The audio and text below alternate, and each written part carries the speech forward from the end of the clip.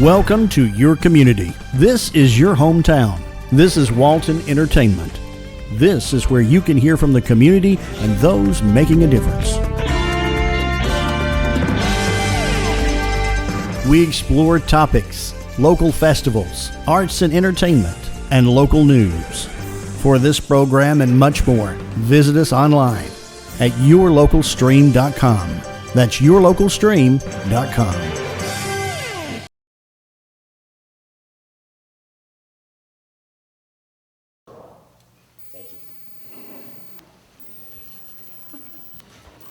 Let's give Grace Monroe a round of applause. Thank you so much, Brian. And he has agreed to host us again in 2026. So thank you so much, Brian. We really appreciate it. This is the perfect venue for us to have our lunches.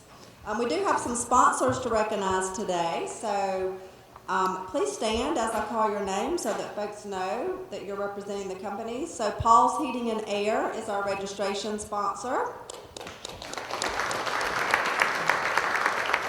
Peach State Federal Credit Union is our table spotlight sponsor. And our luncheon annual series sponsor, Push Motion.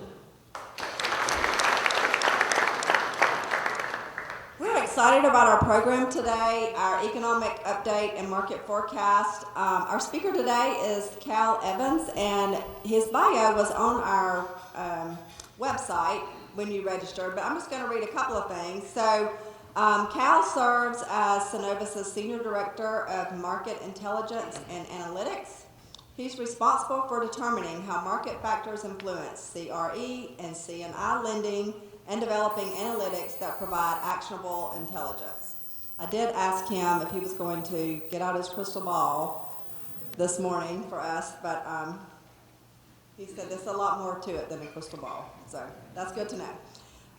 So prior to joining Synovus in 2008, Cal worked as commercial real estate appraiser and private consultant in Athens, Georgia area. He earned his BBA in economics in 1997 and his MBA in 2005, both at the University of Georgia. Go Dogs. My vice president won't be saying that. At Synovus, Cal serves as chair of the company's Economic Advisor Council and Economic Forecasting Committee, as well as regulatory liaison to the Atlanta Federal Reserve Bank on economic and commercial real estate matters. Outside of the office, Cal lives in Columbus, Georgia, with his wife Ivy, daughter Riley, who's 4, son Gus, who is 1, adopted greyhound, Sister Wig, and their resident Texan Silken Windhound, Ladybird. So, interesting names, Cal. Let's give Cal a Walton County welcome.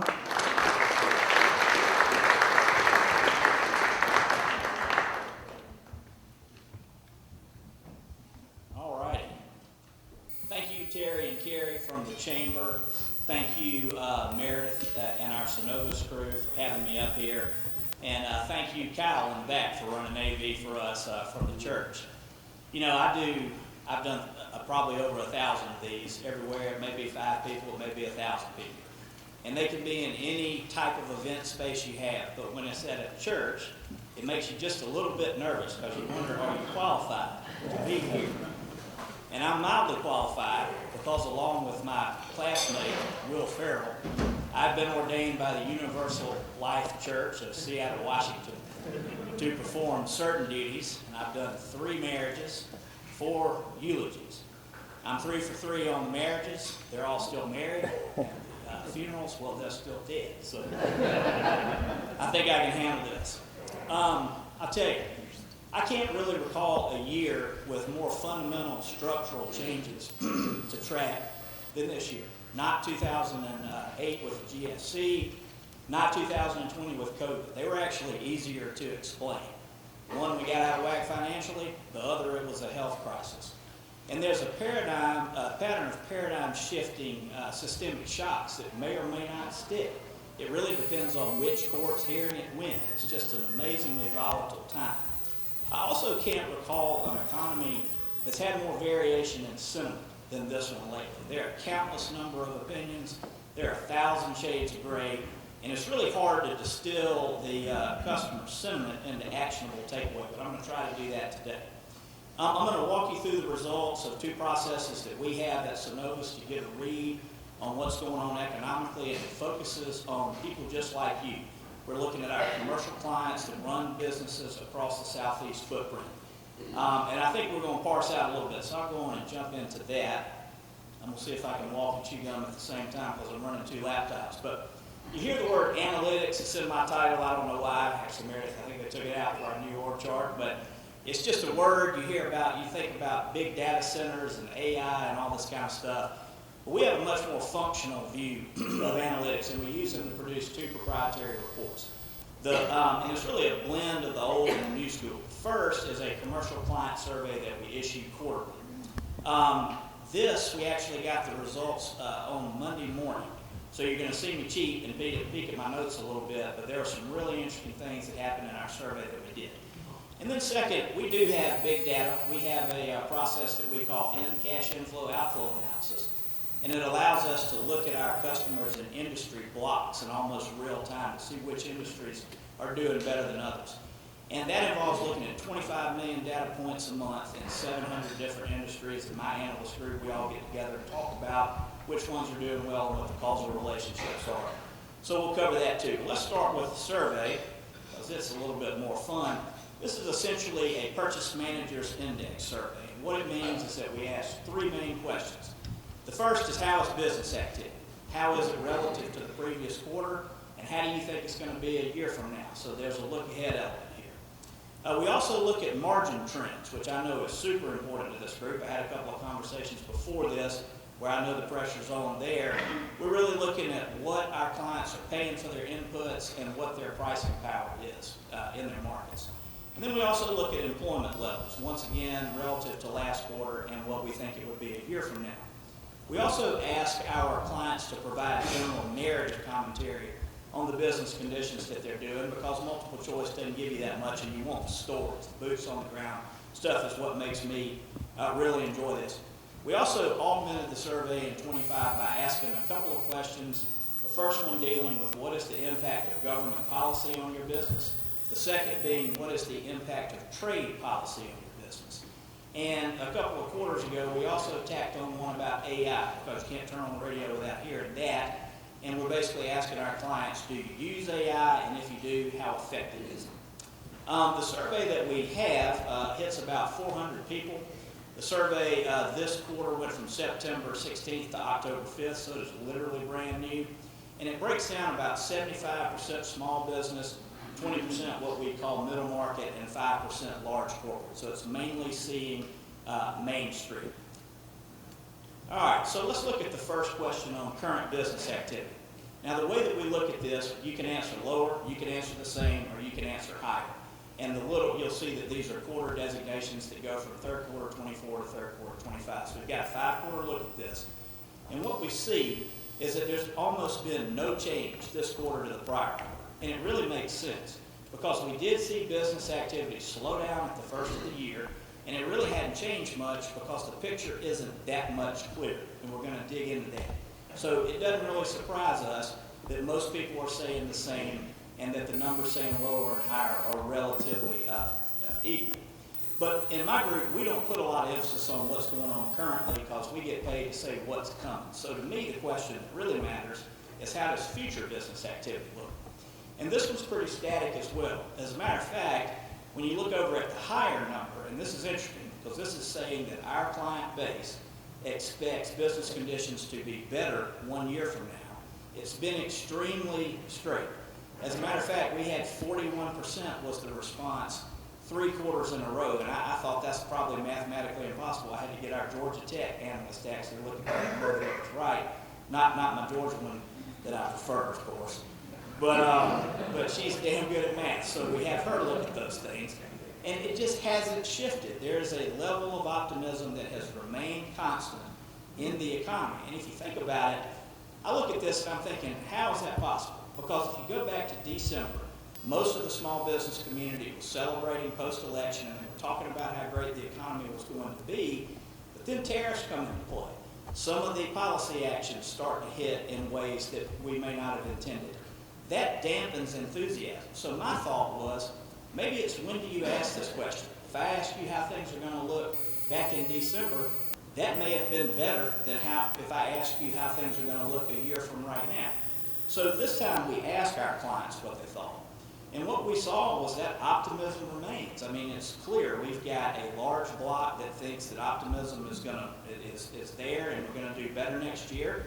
And we've got a pretty large block that says the same, but despite all of the volatility in our economy, the number that's lower is the smallest. A little bit surprising to me, but interesting nonetheless. Now, we talked, with this being business activity, and you look at the customer base and how it's affecting it, we go to one of the bonus questions and we ask them how government policy is affecting you, because that directly drives business activity. And what we saw when we asked our customers was that basically 80% of them see some sort of impact from government policy and executive actions. 50% saw a moderate to substantial impact. 30% saw a minor impact. I want to dig into this a little bit because this to me was really important going over the last 3 quarters. When we dig into, push the button here. When we dig into the charts and we break it down to no impact, minor, moderate, substantial, look at the one that's in the purple box. That's moderate impact. What we're seeing is that the number of people that see no impact has declined. The ones that saw minor impact declined this quarter, and we saw more people seeing a moderate impact from government policy. And it really makes sense because there is a little bit more clarity in the market now related to government policy and executive actions. Our clients are seeing policies affect change. They're reading about it on their feeds. They're seeing it in the news. And they're experiencing it in their businesses. We'll talk a little bit about that. So it still remains to be seen on some of these things how they'll play out. We'll see how some of the court challenges go. But for the most part, the policy has revealed itself and people are responding to it. Now, the reaction to the policy, this really is sort of a mixed bag. We've got pros and cons, and I'm going to start with the cons because there are a few more of them. And these come from the narrative response of our survey. Our clients are telling us specifically what they're concerned about. Number 1, subsidy and grant cuts. Now, we see this specifically with philanthropies, not just businesses, but museums, art centers, anything that gets a lot of public funding. The threat of that being cut is an issue. Also, grants that promote business development in certain industries. Some of those haven't materialized, and there's a lot of fear in the client base about potential cuts that could impact their ability to grow revenues. The next one is departmental downsizing. What's interesting about this is when I've asked our clients, what department are you scared the most of being downsized? The number 1 answer was the IRS. Well, excuse me if there are any agents in here, but I thought, well, surely that's probably a bonus. That slows down a little bit. I may not get audited this year. I feel like that's like my birthday in a weird way. But the bottom line is that these people are tied up in arguments and cases with the IRS that have gone on for 12 months, 18 months, 24 months. If they downsize this division, it's just going to get worse. And we heard this from business owners, lawyers, and accountants. The next one would be Medicaid cuts and lower reimbursements, and this would be tied to the big, beautiful bill. This one is interesting to me because the doctors are citing it, hospitals are citing it, but we're also hearing it from like home health care nurses that take care of people and they get Medicaid reimbursement, and their reimbursements are being cut down a little bit too. So a little bit of concern there. And then labor shortages, and this is a big one, especially if you're in construction, agriculture, or hospitality, specifically restaurant and hotel. And this is the first time in the survey that we've had actual clients that were rated by ICE and their employees were taken away. So I'm going to talk a little bit more about that in the employment piece, but we're also hearing not only that, but related to this, we're seeing large groups of immigrants that are vacating cities where they've got kind of an enclave. I think about this one isn't vacating, but just somewhat close to here, north of Johns Creek, you've got a large Korean community. The Korean community that's just moved into Statesboro/Savannah for Hyundai, that is something that provides a lot of economic growth, but with the raid there, that's something that's causing some concern. Now, it's not all cons. There are a lot of pros too, but what's a little bit different about the pros is that at least on the first two, correct wasteful spending and create an efficient economy. These are more broad concepts that take a little bit longer to play out. So we're going to have to see these policies in place. They're going to have to go through. Some of this may require a little bit of pain, but we have a substantial number of clients that think that's going to be absolutely worth it, and if you get to the other side, then you realize a lot of economic gain. Deregulation is a big one. We're at Synovus. We're in a merger with Pinnacle Financial. This hit us immediately. That's what happens. We see more of an economic gain. And by the way, of course, we think we'll be bigger, stronger, and even more wonderful than we already are. So just want to throw that out there. But merger-wise, that's what deregulation does. It makes us come together in some of these M&A pieces, and that has certainly been something that has been hot in the news lately. And also on deregulation, one thing that I think is pretty neat, Trump's got a rule where if you want to take away a piece of regulation, then, if you want to add a piece of regulation, you have to take away 10. So it's a 10-to-1 swap on regulation, and we're seeing those get cut down. And there are some efficiencies, but you've got to balance those against some of the cost savings, like a lot of the DOGE things that were put into place have been removed because the government had to restaff positions that they actually needed. So I think everybody's sort of feeling their way through some of the pros on that. All right, so let's move to margin. This to me is most interesting, and probably most interesting to you since you're operating businesses.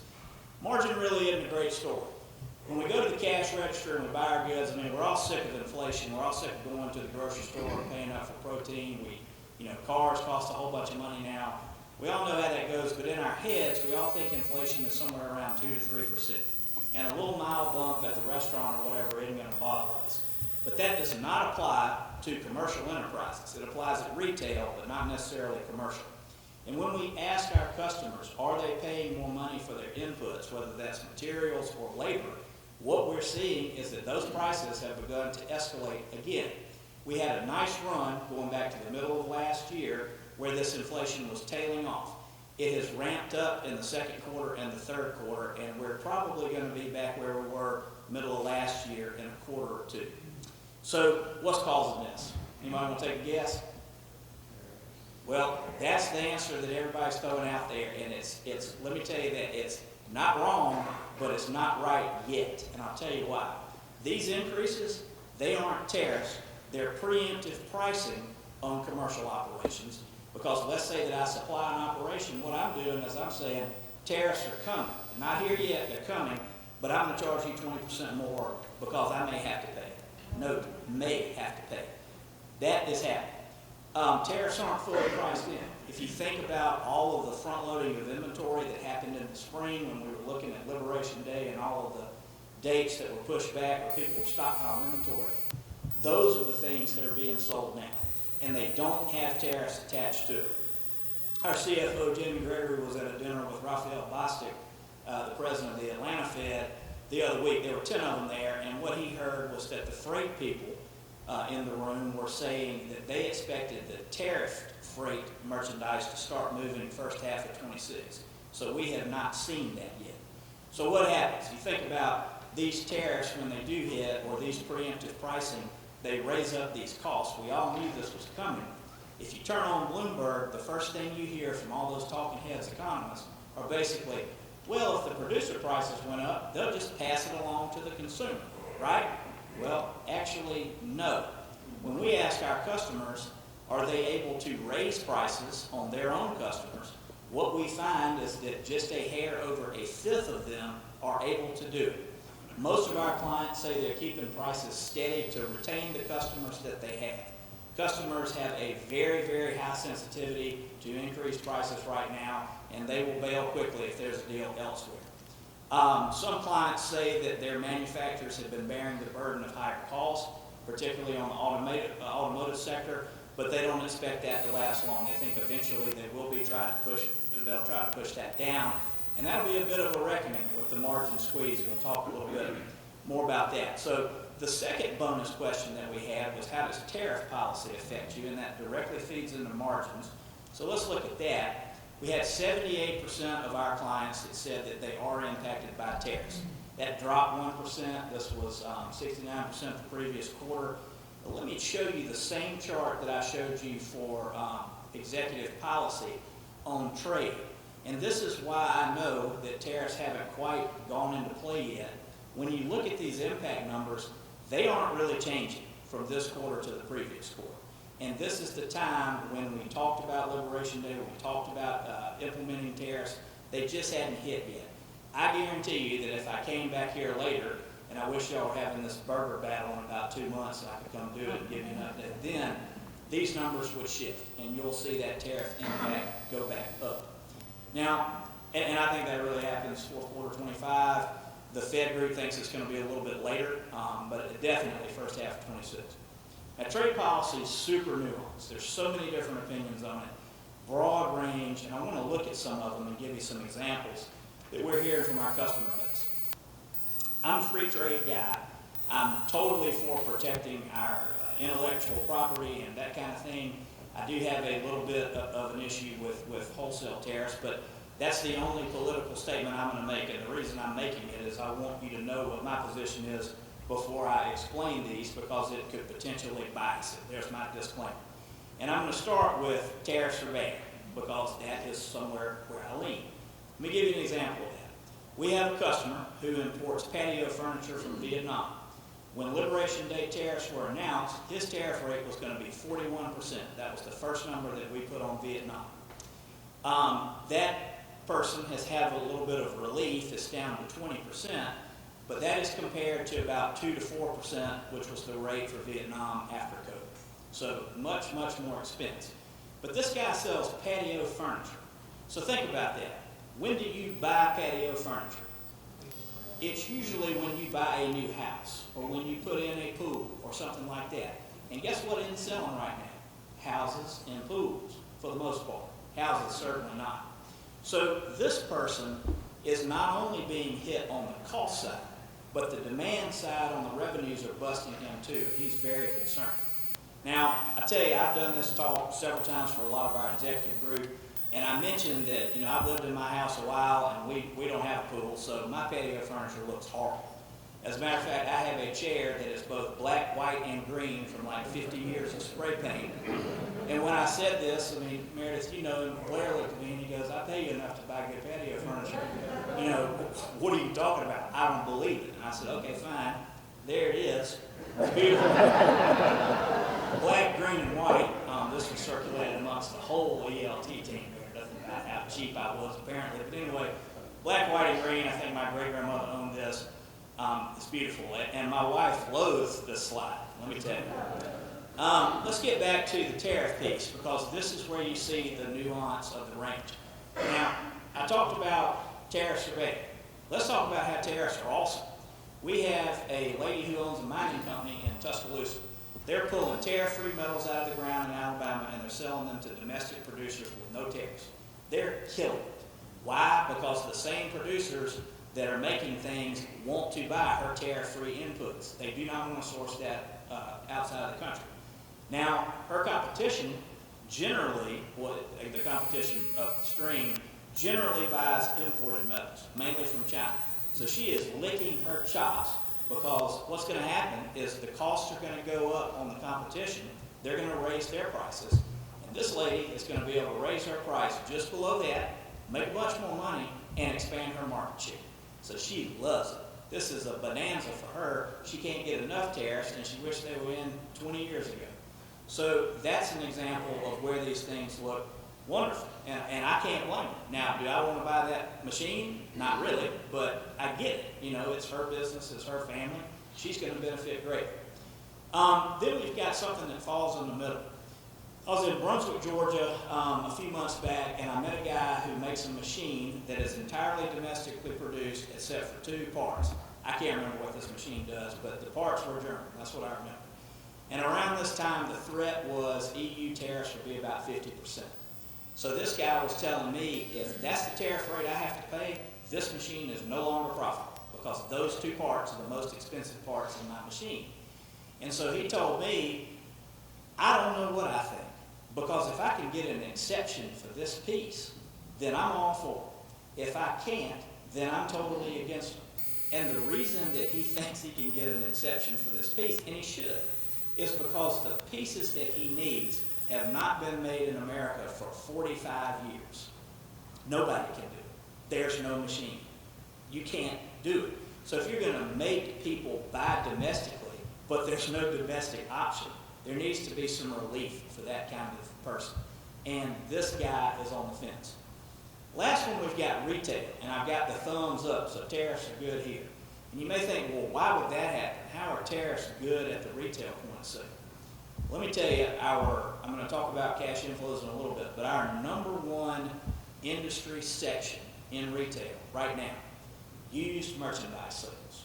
And we've got a lot of them, about 200 customers that do this, and it's mainly stuff like consignment furniture, it's consignment luxury goods, things like that are killing it. Resale shops, they're making money hand over fist because they're taking these non-tariff goods and they're selling them.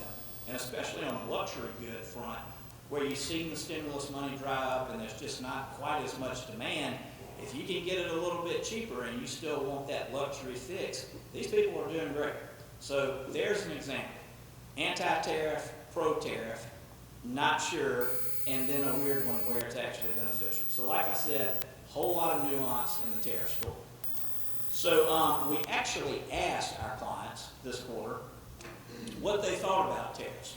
And this is something that it seems so obvious. Let's just ask them what they think. This one is interesting to me for one reason, and I'll get to that in a second, but you've got a big block that's against it. You've got a neutral block that's sitting there at about 34%.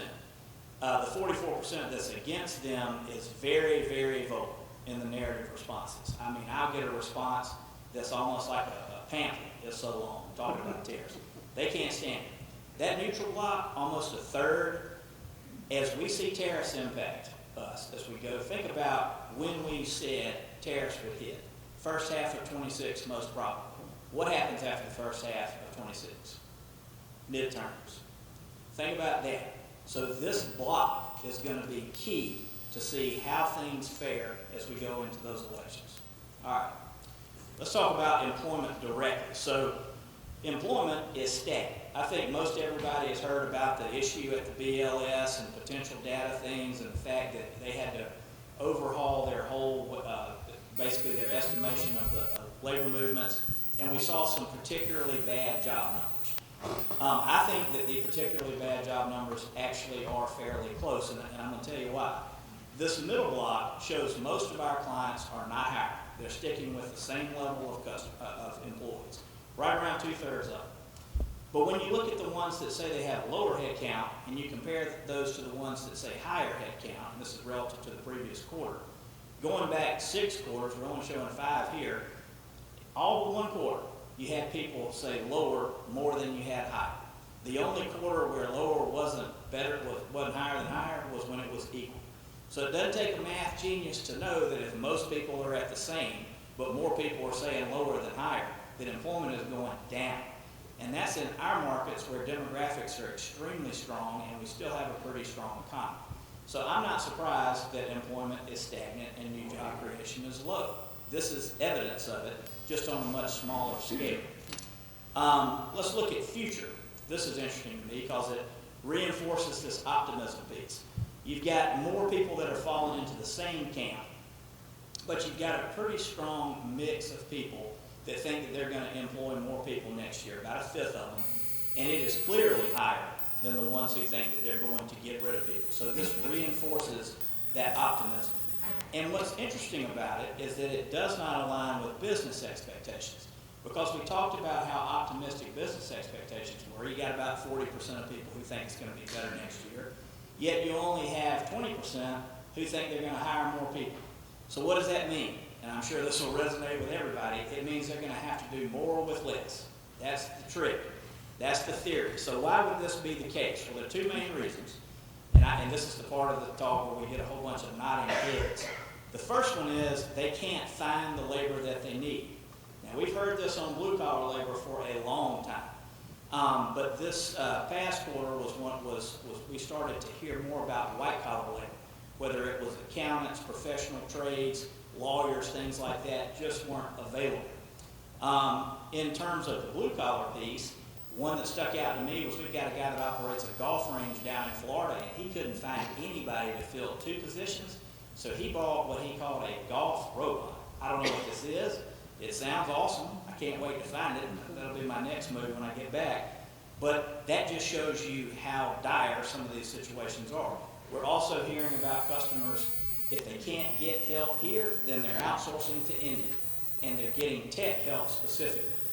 Going back to the industries where you got ag, construction, and auto repair, that's where we've seen the ICE rates in our client base. And that has certainly shrunk the labor pool because people are afraid to go there, illegal or not. I mean, I have a contractor father heavily involved in that community, and there's just fear there, for lack of a better term.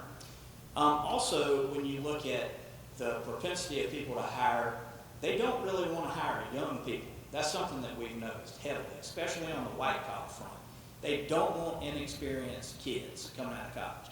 What they want is for somebody to come in, intern with them, do a co-op, prove that they can do it, get along with everybody, and then hire that person. That's what they want. And it's really putting the kids that are coming out of college in a bad spot, because if the internship doesn't work out, they essentially have to reset with a new company and start over. And that's not fair and not great, but people just aren't taking chances unless they know you these days. And we'll just see how that goes. So that's the first big reason. You can't find the labor that you need. The second one is pretty obvious. You can't afford the labor that you need. In that case, they may be looking for somebody, but they can only pay $12 an hour, and the person who actually would take the job thinks it's 15 to 20. It just doesn't work out. Or their margins could be compressed so much, like we talked about, that they can't afford to hire, period, so they're going to have to figure out how they're going to handle that. And this is how they do it. First thing, these companies are cutting down on their SKUs and their services, so they're delivering less. I was in Destin this weekend for fall break with the kids. That's never fun. We call that remote parenting. It's like you get away from all of your support and you're just driven crazy for 3 days. But in the one dinner that we had alone, thank God the in-laws came in. How often do you hear that? Not much.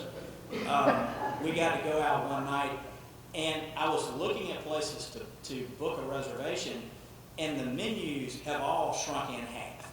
It's gone from 10 dishes to 4 or 5. Everybody's has a limited deal.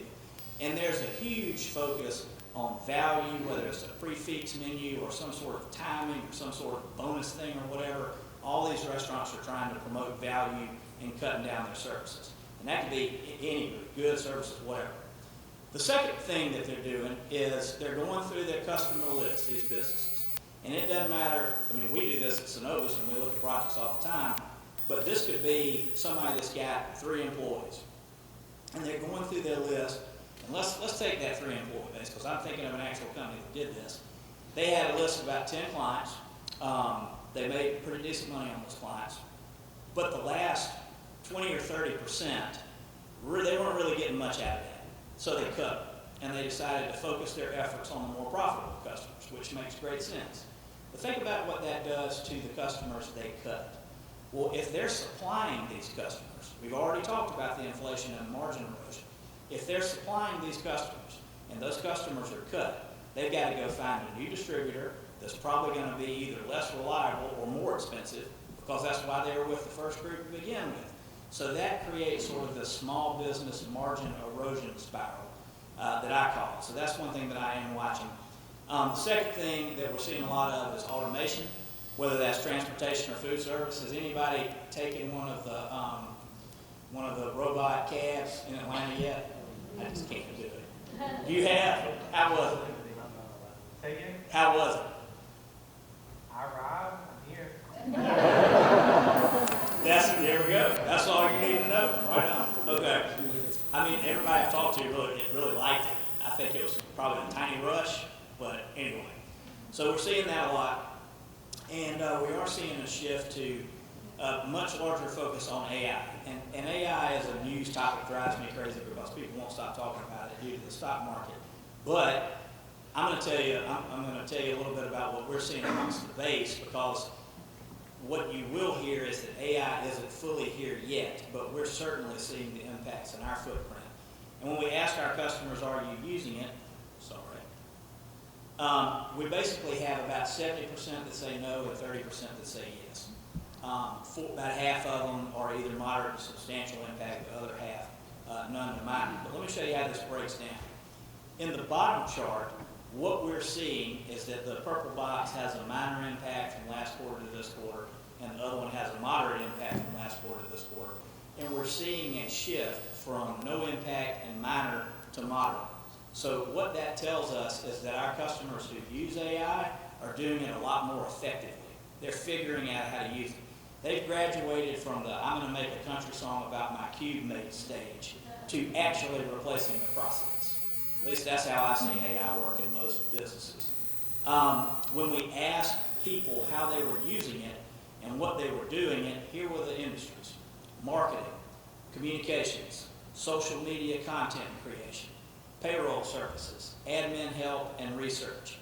All 5 of those things heavily affect younger workers and gig workers.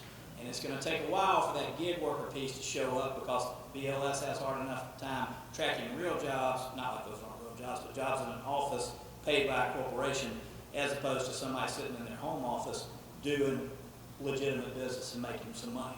So that's something that we are watching going forward. That wraps up the survey piece, so let me get to the big data piece, and I hate to throw math on you right now, and it's not that much though, I promise. I'm going to make it simple. What we do here is we aggregate our commercial deposit accounts in the bank, and we do it by industry. We use NAICS codes, North American Industry Classification System, for those of you who don't know it, and we basically compare how much money came in this year to how much money came in last year, and we see whether it was more or less. And what you've got over here on the bottom left is a chart of the inflows and outflows, and there's a little red dotted line, that's 0. And if it's above 0, it's better than last year. If it's below 0, it's worse than last year. It's pretty simple. The blue line is basically a proxy for revenues. Those are the inflows. And the red line is a proxy for expense or inflation. And what we see with barely any change over that 0% line and just this kind of hovering reinforces this static business activity that we're seeing. Not much. But you can't make such a broad claim. We use this to dig into certain industries, and I'll tell you what we see before I dissect it. We see the sectors that are most resistant to the margin pressures that I've talked about are usually in the service sectors. They're dealing with health, they're dealing with wealth, and they're aimed at upper income groups for the most part, which isn't overly surprising. The ones that are most vulnerable and the ones that have been affected the most deal with discretionary goods and services, or they're related to single-family housing, like the guy that does patio furniture in Vietnam. So let's start off with manufacturing, where we've got some negative numbers here. It isn't going to surprise you what's negative in this group. Sawmills down 15%. Windows, doors, and manufacturing down 18%. Paving down 16%. Plywood down 22%. What's the common factor? It's housing. What's doing well? Infrastructure, elements, and chemicals. Think about the big, huge trucks that you're behind these days on the interstate. They aren't carrying roof trusses like they did 5 years ago. They're carrying huge pipes and concrete things to boost infrastructure. If we and we can see this on the manufacturing side with index that we track is from the Institute of Supply Management. And if you go back to March of 22, that's the purple line on the left. That's basically when we started to raise rates. That red line is called a diffusion index. If it's below 50, it's negative, it means economic contraction. If it's above 50, it's positive. Look what happened when rates started to go up. This makes sense. It's more expensive to borrow. Why would we invest? So manufacturing goes down. Look when it came up, right when Trump was elected. Why? Because the administration is obviously pro-manufacturing, and this index has a look-ahead element to it, so it looked like things were good. But it's gone back down below 50, and a lot of that is just related to tariff fear. So we'll see how that moves as we go forward. Let's take one more step towards the customer. Transportation, NAICS 48, this is shipping. We've had trouble here too, whether it's general freight, specialized freight, long distance truckload, long distance vested truckload, all these freight numbers have come down. And just because that blue line is trending up, that doesn't mean that it's positive, it just means that it's bleeding less. Shipping's had a rough time, but a lot of that has to do with consumption and really the fear of tariffs. And the outlook is for a weaker back end of 25, and maybe we have some improvement in 26. We'll see how that goes. Freight especially shows inflation in the supply chain. Even though we're moving less, it's more expensive to move. You see here, shipments down 9%, expenditures down about half a point, so freight rates are almost up 10%. That's that inflation in the chain. The good thing is that when you look regionally, we've got Georgia numbers. When you look at freight, warehousing, ports, jobs up 7%, sales up 2%, 7% contribution to the state GDP, income up 8%. So once again, regionally, we're in a better place than some of these trends that are negative on the national figures. Retail trade. So this is point of sale. And this is interesting. It's negative. What we saw this quarter as opposed to the past few quarters is the new car dealers shrunk from numbers that were as high as we've ever seen, up 15, up 20%, down to about flat. Why is that? Because everybody was out there buying their SUV or their luxury sedan before the tariffs hit cars. We saw a lot of that in the first two quarters. That's slowed down. Used cars, however, are total opposite. They've been down, they're down 17% this quarter, and they've been down for a long time. And why? Because the cost-conscious consumer that's going in and buying a used sedan at a 9, 10, 11% interest rate, they can't afford that. They're getting killed. So used car dealers are having trouble. Industries that are driven by the single-family demand, floor coverings down 12%, appliances down 7%. Those make sense. We see those numbers come down. And then the discretionary categories that we spent a lot of money on in COVID and coming out, I call these the big boy toys, are like motorcycle and ATV dealers down 5%, boats down 13%, those kinds of things. Now, I tell you an interesting story, maybe getting a little racy here, but Big Boy Toys was a store in Columbus that sold four-wheelers and motorcycles. So that's just in my head. That's what I call these things. When my analysts and I sit down to discuss them, all my analysts are very, very smart young women. One of them bought a golf cart about 5 or 6 months ago. She lives in an idyllic neighborhood in LaGrange, Georgia. All the streets are named after flowers. They drive their golf carts. They have street parties. You know, the dads get together and play in a band. It's fantastic. It's like Norman Rockwell, 2025. But she looked at me and she goes, you know what? I bought that golf cart with my money. And I don't like the fact that you call it Big Boy Toys because that makes that purchase inherently male. My husband didn't buy this. I did. It's mine. I even have a plate on it that says Brooke. And I said, okay, great. I need to be a little bit more sensitive to that. I said, let me think about this. I said, we won't call it Big Boy Toys. I said, how about we call it Adult Toys? And she looked at me and she goes, no, that's much, much, much worse. So we called them Big Boy Toys. On the retail trade front, one thing that is interesting, I talked about upper income being a big deal. What's the segment that's doing extremely well? Jewelry, up 6%. Been up for a long time. And then, of course, used merchandise up 10%. That's our highest inflow percentage with over 100 separate deposit accounts. The discretionary ones are doing poorly. Sporting goods down 7%. Musical instruments down 12%. Now let's get into the services, which are better for the most part. We say wealth and health are strong. Here's the wealth piece. It shouldn't surprise any of you that inflows on insurance are through the roof. You know, 15, 20%. I saw an amazing chart by the insurance industry, and it showed rates appreciating, and it was like 7% in each bar. And I thought, man, what state is that? I need to move there. And what I saw was that they had split the year into first half and second half, and then it was really 15%, not 7%. So just it's a joke. But those inflows have been through the roof. Those don't equate to profits, though. We said this is a proxy for revenue. So those premiums come in and they go to the mothership and they paid out for claims or whatever. The wealth elements, however, are doing great. Investment banking up 4%, portfolio management up 8%. Let's look at real estate rental and leasing. I beat up on single-family residential pretty hard. But when you look at the fact that single-family residential isn't selling for various reasons, it would make sense that rental's doing well. And it is. Residential rentals up, self-storage rentals up, property management's up, even commercial leasing's up. So there are a lot of things in real estate that look pretty good. But I do want to take a quick little detour to the housing sector because we technically are in the Atlanta metro area, and you do see a lot of multifamily construction, a lot of new home construction. And I want to show you some trends that are fairly interesting. So Atlanta is one of our worst multifamily markets because it has so much supply. It delivered 25,000 units in 2024, which was a national record, 19 this year, 10 next year, which would be good. But these numbers are off the charts. And let me show you something that makes no sense from a supply-demand perspective. If I go back a year ago and I look at multifamily occupancies, they were 92%. Rent growth was -4% in Atlanta for the whole market.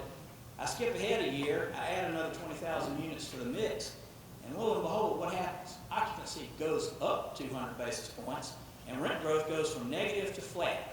How did that happen? That makes no sense. It should go the opposite. Supply goes up, price goes down. It's because there's a lack of affordability in single-family residential and rental options. And this is a chart that we showed for Roswell, Georgia. It's somewhat complicated, but if you're a realtor, this will look real familiar. But the chart on the left shows house sales that are available. And basically, if you want to get a house in Roswell that's new, it's going to be between 3,000 and 7,000 square feet, and it's going to cost between $1.2 and $3.2 million. You know a bunch of entry-level people who are buying this? No. And they can't, because if you look over on the right-hand side, there's no inventory to buy at this deal. You can't profitably build an entry-level house. The patio home of my just coming out of college youth, 25 years ago or whatever, that's gone and it doesn't work anymore. The next challenge, beyond just the supply, would be rate challenges. In this chart, the black line shows home sales, the blue line shows mortgage rates. Look where those green dots are, that's where you see home sales spike. Every time you see a spike, mortgage rates got to about 6%. And we were just getting close, and then they backed up a little bit. So we really need this to come down. If we could get this to 5, then every industry that I said that has performed poorly will take off like a rocket, I guarantee you. The other piece would just be general inflation and expense. You look at the difference between prices and mortgage rates when they started raising rates as opposed to now. Starter home was $313,000, mortgage was $1,400. Now it's $365,000, and the mortgage payment is $2,200. Now, who can do this? And if you were in an apartment, why would you take this trade? You're just going to sit there until the market stabilizes. And I tell you, when we look at this entry-level product, this once again goes back to the younger group that's coming out of college. We do a lot of surveys amongst our university partners. Georgia's one of them. And they let us survey the students that are coming out. And we ask them, are you moving in with mom and dad? Getting an apartment? Buying a house? And I noticed this year that when we said, are you buying a house, we had 14 showed up in that. Only 14. This is out of thousands of people. And I thought, this is dead wrong. I don't really understand this. And I called Ben Ayers over at Terry College, and I said, hey, Ben, I need some help with this. I think these numbers are wrong. Who's your survey person? He goes, oh, no, they're totally wrong. He goes, those 14 people, they're all a matter of public record. And I said, what are you talking about? And then he showed me this. The 14 people who left the University of Georgia who came for the first time home. Now, I know I'm running low on time, but I'll tell you, I did this back in April before the draft, and we had Brock Bowers on this. And I was teaching at UGA, and I noticed that when we did this joke, the first class, they kind of laughed. The second class, they laughed like Dave Chappelle was up here telling something. And I walked out with a teacher, and I'm like, what's up? Did they get into the gummies this morning? They're just so much happier. And he goes, no, I wasn't going to tell you because I didn't want you to pull the slide, but Brock Bowers was in that class. I got it. He did, by the way, go buy a big house, so that slide is correct. All right, professional, scientific, and technical services, once again, doing well. CPA's up 3%. Vet services are up 2%. I probably accounted for that. I've got a greyhound. They have bad teeth. It cost me $1,500 to get the teeth pulled. And pulled, too. It's unreal. And in Columbus, what's interesting, out of our 15 veterinary agencies, 14 of them are owned by private equity. That's a statement right there.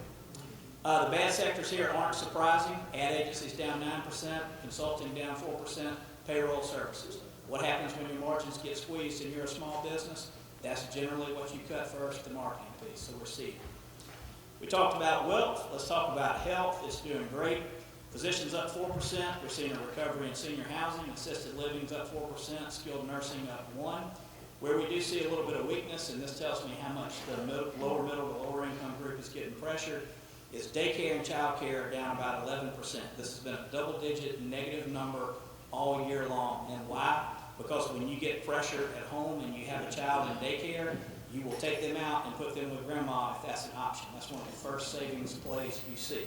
Now, that's on the lower end. On the other end of this, when we look at health care, number one performing section, weight loss centers, up about 25%.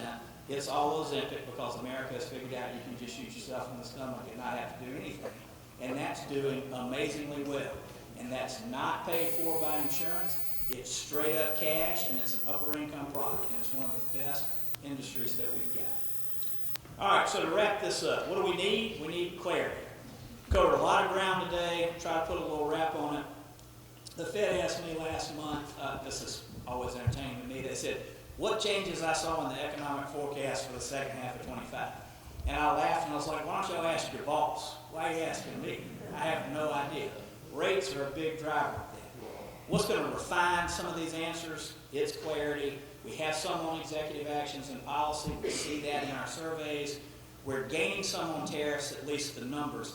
But keep in mind, those deals aren't signed. There's a lot of this stuff that's unresolved. We'll have to see how it really works out. That's going to take a little bit longer. We need the government to get open so we can get some more rate clarity.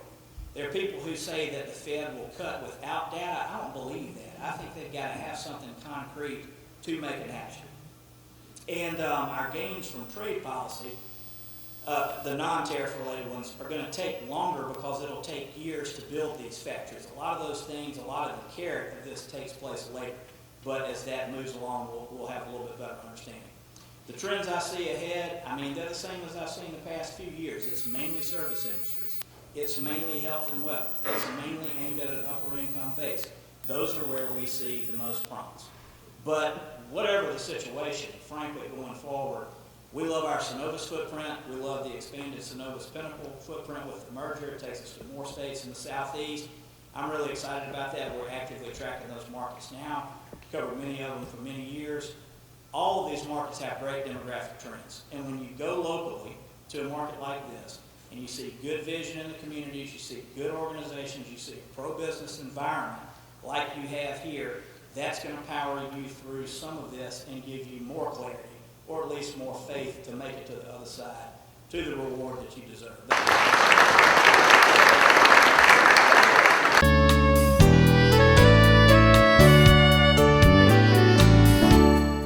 Hello, welcome to Monroe Walton Center for the Arts.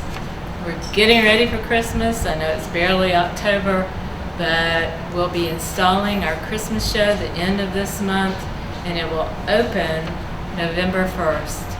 And it's our busiest 2 months of the year, November and December. Like most retail places, we'll be super busy. We'll have tons of Christmas gifts in here for you. The entire gallery will be a Christmas shop and more Christmas items in our regular ongoing shop. So please do plan on visiting us starting November 1st. We have a full bank of classes all month. This month in October, super busy. Several Saturdays in October, we have 3 or 4 classes every Saturday in October. We have a new venture with Rust and Dust Antiques. They're over on Etten Drive, which is off of Spring Street, kind of across from Taco Bell. If you go visit Lourdes, they're at Rust and Dust on Saturdays from 11 to 3. We have drop-in workshops every Saturday in October. We're hoping to continue that into November. They're drop-in, they're easy. Most of them are for teens and up, or even for children as well and up, all ages.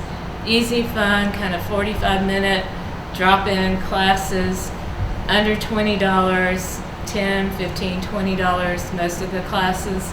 So it's kind of a fun introduction to us. Of course, we want you to shop the vintage finds and treasures that you'll see at Rust and Dust, and also just drop in and see what we're doing. We'll be in the back of the store, set up and ready for you. That's every Saturday in October. And like I said, hoping to continue that into November, 11 o'clock to 3 p.m. every Saturday. So come see what we've got going on. You can come in here and see the list of what the classes are, or go online to monroewaltonarts.org and see what we've got going on. That's it. We've got a ton of classes, a ton of gifts. Our Healing Arts program is really going great. And we have our Art Reach class every Tuesday. We have a new preschool class that's taking off. It's every Wednesday. We're always innovating. We're always trying something new. Sometimes things work and sometimes they don't. But usually y'all are very supportive and receptive to the things that we're trying here. We are your community arts center. We are here for Monroe. We are here for Walton County to create beauty and moments of joy and just relaxation in your life. So please come see us, see what we have going on, pick up a class list, and view the beautiful regional art show. The last day for the regional art show is October 22nd.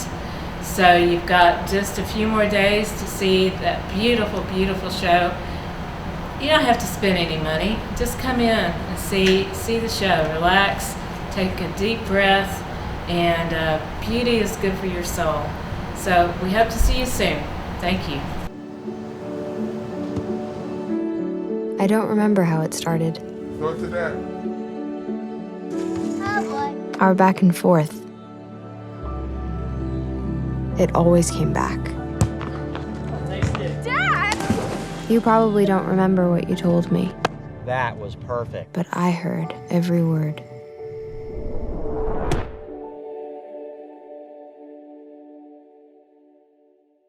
First, they said cigarettes were safe. We know how that turned out. Now, they say they didn't market e-cigarettes to teens. Fact, more than 1 in 4 high school students are vaping, and 80% say their first e-cigarette was flavored. Vaping is harmful to developing brains. The reason we think vaping is safe? Marketing. Same lies, different day. Tell Big Vape to quit lying. Welcome to your community. This is your hometown. This is Walton Entertainment. This is where you can hear from the community and those making a difference. We explore topics, local festivals, arts and entertainment, and local news. For this program and much more, visit us online at yourlocalstream.com. That's yourlocalstream.com.